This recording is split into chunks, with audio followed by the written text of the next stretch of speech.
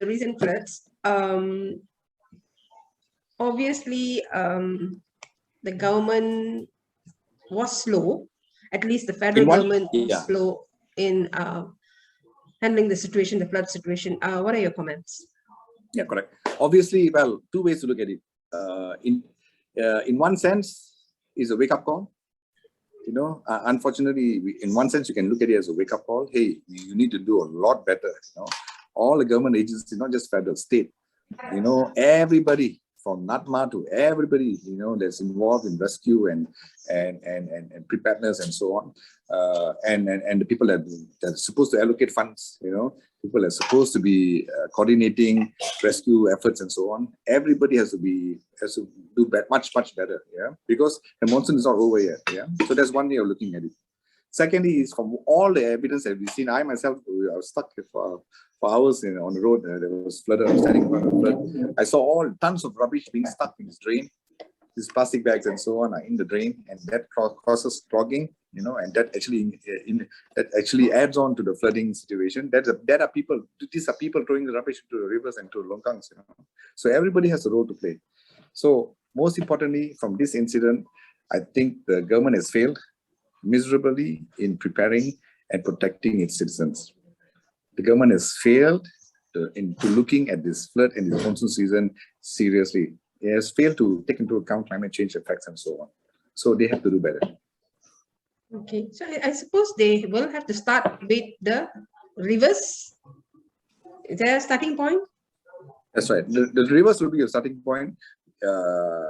Local authority policies, enforcement policies, everything has to be relooked in terms of from the eye of protecting our rivers. You know, for example, our waterways,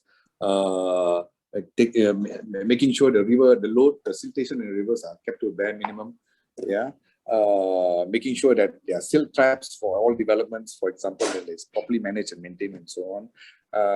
And to make sure that there's not a lot of runoffs going to our river. Yeah? We have to deepen our river, unfortunately, every now and then because of this. But most importantly, everybody has to make the extra effort to be very serious in combating not just extreme weathers, but climate change, and of course, making ourselves more eco-friendly. Okay, basically, if say the whole problem starts with us not being able to handle the excessive water, right? Because that's going to be inevitable. Like you say, the changes have already taken place, and this depression that causes a lot of water will happen. So we can only do the adjustments at the river levels. We have to mitigate. Yeah. Yes. Okay. We have to adapt and we have to mitigate. Yeah. So more flood mitigation ponds, for example. I know JPS has a lot of good ideas and they have a lot of good systems that are still in being developed. You know, so we hope they quickly move forward to come up with better warning systems. They have warning systems right now. It's being developed. It's being tested.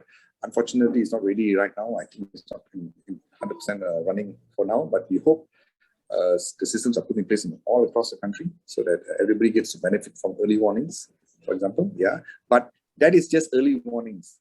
JPS or the river system, people who monitor rivers are not in charge of policies that allow forests to be clear fell. Yeah, and because it's clear fell, a lot of silt goes into the rivers. You know, so that is a different agency. And again, when the agencies do not talk to each other, when government agencies talk to this is what happens. You know, at the end of the day, the citizens suffer the consequences.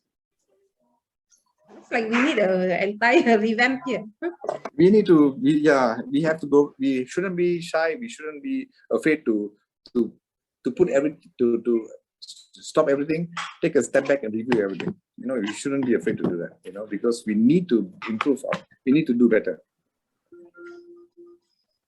and it has to start today, not tomorrow. Yeah. The problem is here we have a state government and we have the federal government. Do you think this could have somehow got in the way of helping the people?